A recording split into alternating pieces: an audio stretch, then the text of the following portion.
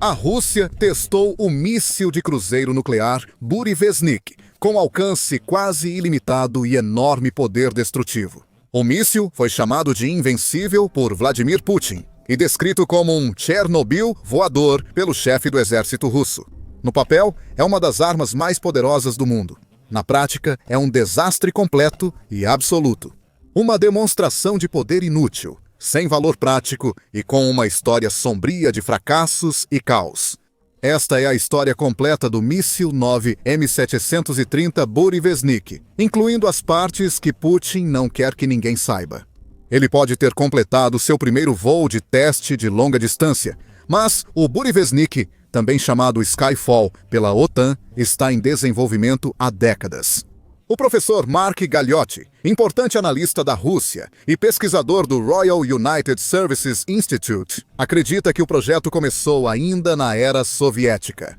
Esses sistemas vêm da era soviética, foram retirados do armazenamento e receberam novos investimentos.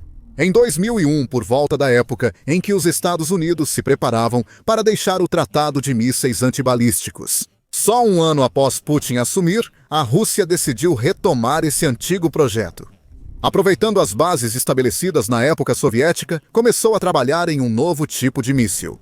Míssil de cruzeiro nuclear, capaz de atravessar qualquer defesa antimísseis, baseada em interceptadores e alcançar alvos em qualquer lugar do mundo. Por um lado, é fácil entender por que a Rússia gostaria de desenvolver uma arma desse tipo. Mísseis convencionais movidos a foguete sempre têm um tempo de voo e alcance limitados. Eles sempre são limitados de alguma forma pela quantidade de combustível que podem carregar. Um míssil como o Burevestnik é completamente diferente. Embora não se saiba como ele funciona ou seus mecanismos, sabe-se que é alimentado por reator de fissão nuclear e provavelmente por motor ramjet. O funcionamento disso é bastante simples em princípio. Enquanto o míssil cruza o céu, o ar é forçado para a entrada do motor. Esse ar é então aquecido com a ajuda do reator nuclear, o que faz com que ele se expanda em velocidades incrivelmente altas. Sai do motor pelo bocal traseiro, gerando o empuxo que mantém o míssil em voo. Com esse sistema, um míssil nuclear pode, teoricamente, voar muito mais longe e por mais tempo que os convencionais. Ele pode, em teoria, ser lançado de um local e viajar milhares de quilômetros até o outro lado da Terra. Fazer manobras aéreas evasivas para evitar as defesas aéreas inimigas e até mesmo pairar em um local por várias horas, ou até mais, antes de finalmente atingir seu alvo. Isso cria oportunidades inéditas para qualquer força militar que possua essa arma. Eles poderiam atacar inimigos ou infraestruturas em qualquer lugar do mundo, a qualquer momento. Seria um poderoso elemento de dissuasão, especialmente com ogiva nuclear. Só há um problema. Os Estados Unidos, maior potência militar global, tentaram criar um míssil assim há quase 70 anos. E acabou abandonando o projeto depois de ver o quão caótico e perigoso ele se mostrou ser. Nos anos 1950, a Força Aérea dos Estados Unidos da América estudou o uso de aeronaves e mísseis com energia nuclear em seu projeto de propulsão nuclear para aeronaves. A ideia de usar um motor ramjet nuclear foi explorada pela primeira vez nos anos 50 por dois dos principais engenheiros do país. Frank Rom e Eldon W. Sams, do Centro de Pesquisas Lewis, do Comitê Consultivo Nacional para a Aeronáutica. Mais ou menos na mesma época, a Comissão de Energia Atômica dos Estados Unidos também estudava usar um foguete nuclear como estágio superior de um míssil balístico intercontinental. Basicamente, buscando maneiras de aproveitar as capacidades únicas da energia nuclear para criar mísseis que pudessem ir mais longe e viajar por mais tempo do que qualquer outro já inventado. Em 1º de janeiro de 1957, a Comissão de Energia Atômica e a Força Aérea deram os próximos passos. Eles lançaram o Projeto Pluto e instruíram engenheiros do Laboratório de Radiação Lawrence, em Berkeley, a construir e testar o primeiro motor ramjet nuclear do mundo, capaz de impulsionar um míssil supersônico de baixa altitude. SLAM, o Projeto Pluto, revelou-se uma tarefa gigantesca. Foi preciso construir novas instalações com especificações rigorosas para reduzir riscos ao lidar com componentes altamente radioativos. Isso incluía um prédio especial de desmontagem chamado Edifício 2201, que tinha paredes de até 2,4 metros de espessura em alguns pontos, além de janelas de observação feitas de vidro de chumbo com 1,2 metro de espessura. Havia até um abrigo antinuclear próximo, preparado para os cientistas em caso de grande catástrofe nuclear. O complexo de pesquisa precisou de um sistema ferroviário exclusivo para transportar reatores de teste radioativos até o local de testes. Custar 12 milhões de dólares para construir as instalações, valor que hoje seria equivalente. E o trabalho precisava ser realizado com o máximo de precisão e cuidado, pois um único erro, descuido ou cálculo errado poderia ter causado um grande desastre. As pessoas certas foram escolhidas para o projeto e concluíram 2 motores experimentais. Torre 2. A primeiro, ramjet nuclear do mundo, testado em maio de 1961, e Torre 2C maior, testado em maio de 1964. Ambos os motores funcionaram, então os testes tiveram sucesso parcial. Em 1º de julho de 1964, 7 anos e meio após começar, o projeto Pluto foi oficialmente cancelado. Havia 3 motivos para isso. Primeiro, a tecnologia dos mísseis balísticos intercontinentais, os ICBMs, se desenvolveu muito mais rápido do que muitos especialistas militares haviam previsto. Isso diminuiu a necessidade de mísseis de cruzeiro nucleares, pois os ICBMs ofereciam vantagens semelhantes. Eles podiam percorrer distâncias incríveis para atingir alvos em todo o mundo. E também eram capazes de se mover em velocidades impressionantes, várias vezes superiores à velocidade do som, para ajudá-los a escapar das defesas aéreas inimigas. Na verdade, comparados aos mísseis de cruzeiro movidos a energia nuclear conceituais, os ICBMs são mais rápidos e menos vulneráveis à interceptação pelas defesas aéreas inimigas. Também havia preocupações ambientais e de segurança pública sobre testes, armazenamento, transporte e uso de mísseis nucleares. Enquanto trabalhavam no projeto Pluto, os cientistas descobriram que o design sem blindagem dos reatores nucleares levava à liberação de subprodutos de fissão letais, como Césio-137 e Iodo-131, que eram lançados na atmosfera através das plumas de exaustão do motor. Ou seja, um míssil desses podia contaminar tudo em seu trajeto, envenenando ecossistemas e espalhando poluição radioativa. Isso tornava quase impossível testá-lo, já que as autoridades não conseguiam identificar nenhum local razoável, seguro ou adequado para usar. Terceiro, e talvez o mais importante, havia simplesmente riscos demais e variáveis imprevisíveis envolvidas ao trabalhar com motores movidos a energia nuclear e outros componentes. O risco de um míssil cair e causar um grande desastre era alto demais. E os desafios de engenharia envolvidos na fabricação e manutenção de motores nucleares de respiração atmosférica eram enormes. Os custos dispararam e, apesar dos sucessos, a equipe de desenvolvimento enfrentou inúmeros problemas ao longo do caminho, incluindo corrosão de materiais causada pelo fluxo de nêutrons e sistemas eletrônicos com mau funcionamento, pesando os prós cada vez menores e os contras relativamente enormes. O Departamento de Defesa dos Estados Unidos da América cancelou o projeto e passou a focar em tecnologias de ICBMs mais confiáveis, estáveis e acessíveis.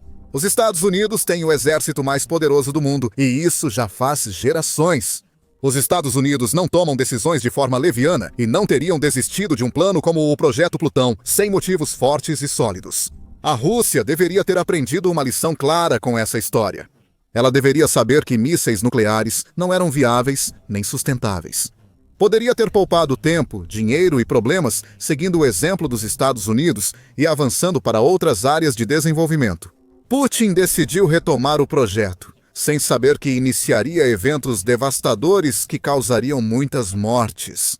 Após a retomada do trabalho no Burevestnik, o míssil enfrentou vários testes de voo fracassados. Em novembro de 2017, um míssil foi lançado do campo de testes de Pankovo, na ilha Yuzheny, no Oceano Ártico. Ele voou por 2 minutos e percorreu 34 quilômetros antes de cair no Mar de Barents, entre Noruega e Rússia. Também houve vários relatos de voos fracassados, com cerca de 6 mísseis Burevestnik saindo de controle após falhas nos sistemas de propulsão e reatores nucleares. Muitos deles foram parar nas profundezas do Mar Branco, na costa noroeste da Rússia. Sempre que isso ocorria, radiação era liberada no ambiente, com elementos nocivos como trítio e césio vazando para ar, gelo e água, contaminando a vida selvagem e poluindo os ecossistemas por anos.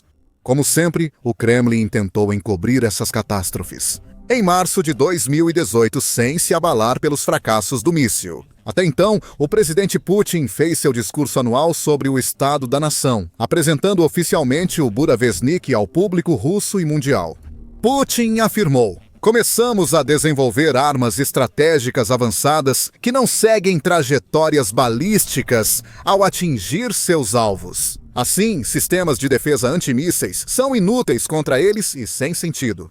Um deles é uma unidade de energia nuclear, de pequeno porte e alta potência, que pode ser instalada em um míssil, como o nosso mais recente míssil, lançado do ar X-101, ou o míssil americano Tomahawk. Um tipo semelhante, mas com um alcance dezenas de vezes maior, basicamente um alcance ilimitado." O presidente russo continuou mostrando uma animação do míssil em ação, afirmando em seguida que o míssil já havia sido testado com sucesso.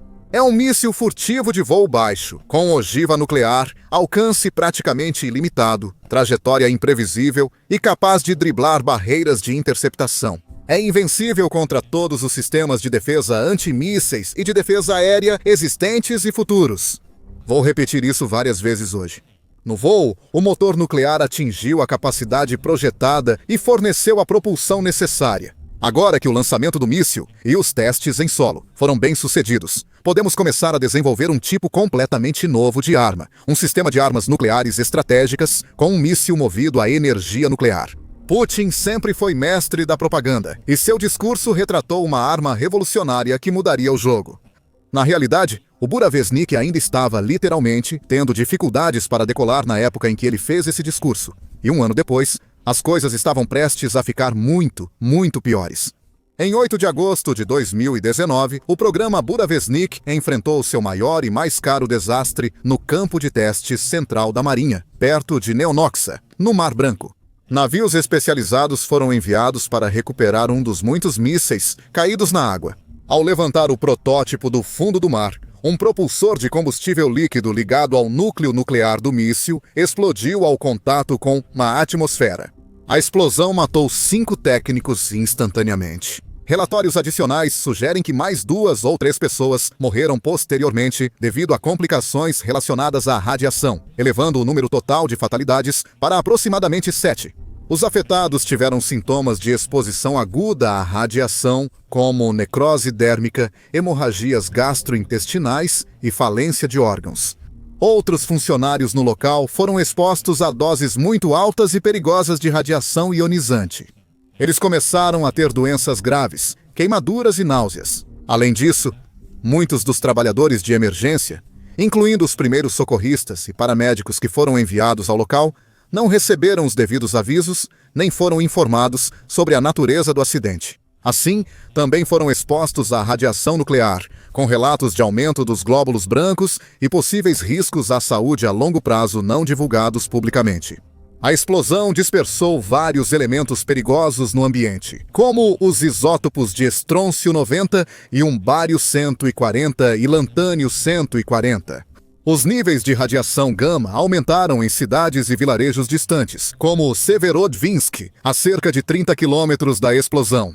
Foi uma catástrofe total, com mortes de inocentes, muitos em risco e ecossistemas contaminados por anos. Após um evento desses, muitos generais e líderes mundiais teriam cancelado o programa imediatamente. Chegariam à conclusão lógica de que era perigoso demais para seguir. Mas não Putin. O líder russo sempre demonstrou um desprezo cruel pela vida humana. Ele pouco se importa com a morte de russos comuns ou a destruição da natureza. Desde que ele mantenha ou expanda seu controle sobre o poder, não importa quantas vidas sejam perdidas ou qual preço a população tenha que pagar. Sem surpresa, ele decidiu seguir com o projeto, mesmo após encontrar as viúvas dos que morreram. Segundo relatos, ele afirmou: "Vamos aperfeiçoar essa arma, custe o que custar." Ou seja, Ele não se importava com as mortes no desastre do Mar Branco, nem com possíveis novas vítimas em falhas futuras. Ele queria o míssil e faria de tudo para obtê-lo. O desenvolvimento seguiu até hoje, culminando no recente teste de voo de longo alcance do míssil Buravestnik. Em 26 de outubro, junto ao chefe do exército, general Valery Gerasimov, Putin confirmou que o míssil completou um voo de 14 mil quilômetros pelo Ártico. Lembro que, ao anunciarmos o desenvolvimento dessa arma, até especialistas de alto nível me disseram: o objetivo era digno e respeitável, porém inatingível historicamente. Essa era a opinião dos especialistas de alto nível, e agora os testes decisivos terminaram. Obviamente, ainda é necessário realizar um trabalho substancial para colocar essa arma em serviço de combate, e todos os regulamentos devem ser concluídos. Pelo que entendi, os principais objetivos foram alcançados. Putin continuou a se gabar de que este é um produto único que ninguém no mundo possui, antes de anunciar. Precisaremos determinar a qual classe de armas esse novo sistema pertence e identificar possíveis modos de emprego, e começar a preparar a infraestrutura para integrá-lo em nossas forças armadas. O general Gerasimov, de forma curiosa, comparou o míssil a um pequeno Chernobyl voador, referência à famosa usina nuclear do desastre de 1986, quando um reator explodiu. Especialistas militares em energia nuclear reagiram à notícia com choque, indignação e desprezo. Jeffrey Lewis, um especialista em não proliferação nuclear do Middlebury College, afirmou: "Isso é um mau desenvolvimento. Mais uma arma de ficção científica que será desestabilizadora e difícil de controlar." Escrevendo no Kiev Post, Chuck Farah, ex-líder de esquadrão da equipe 6 dos Navy SEALs dos Estados Unidos da América, compartilhou sua opinião. O Buravestnik é uma loucura frankensteiniana, retomando um conceito apocalíptico que os Estados Unidos deixaram há décadas por ser perigoso e inviável. Tentando mostrar força diante de derrotas e isolamento econômico, a Rússia tornou-se irresponsável, ressuscitando esse monstro de Frankenstein ao custo de vidas e legados. Farah destacou que especialistas consideram inviável um míssil desse tipo sem blindagem. Ele nunca será totalmente confiável ou seguro, e se a Rússia continuar a testá-lo, uma contaminação radiológica generalizada será inevitável. O Buravestnik não é estratégico, mas sim uma manobra inútil, perigosa e mortal. Sua rota de voo deixa marcas tóxicas no Ártico, onde o derretimento do gelo espalha radionuclídeos pelas correntes globais. A reação mais forte e condenatória pode ter vindo do presidente dos Estados Unidos, Donald Trump. A bordo do Air Force One, Trump foi questionado sobre o teste do Buravestnik pela Rússia e respondeu categoricamente: "Eles sabem que nosso submarino nuclear, o melhor do mundo, está na costa deles. Então, quero dizer, não precisa percorrer 8 mil milhas. E eles não estão brincando com a gente. Nós também não estamos brincando com eles. Testamos mísseis o tempo todo. Também não acho adequado o Putin falar isso. Aliás, ele deveria acabar com a guerra. Uma guerra que deveria ter durado uma semana já está indo para o seu 4º ano. Ele deveria fazer isso, não testar mísseis." Trump já deixou clara sua opinião. Se Putin planeja fazer jogos mentais ou intimidar o mundo ocidental com essa nova arma, ele vai ficar profundamente decepcionado. Segundo o presidente dos Estados Unidos, a América possui grande poder de fogo, com extenso arsenal nuclear, tecnologia avançada de mísseis e submarinos nucleares em pontos estratégicos globais. Não há motivo para temer o novo míssil de Putin, especialmente considerando o histórico desastroso dessa arma até agora. Com as forças russas fracassando na Ucrânia, o Kremlin se humilha ao se gabar de novas tecnologias de mísseis, quando mal consegue manter cidades numa guerra contra um oponente bem menor. No fim, isso só parece mais um exemplo da arrogância de Putin.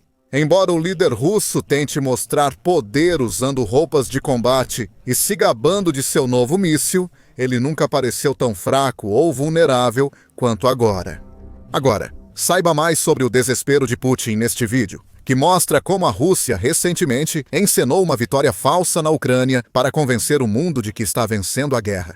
Ou assista ao vídeo para ver como fazendeiros ucranianos estão enganando as forças russas, mostrando que a máquina de guerra do Kremlin é bem mais fraca e dócil do que se pensava. E não se esqueça de se inscrever no canal para receber as últimas notícias e grandes acontecimentos da guerra entre Rússia e Ucrânia.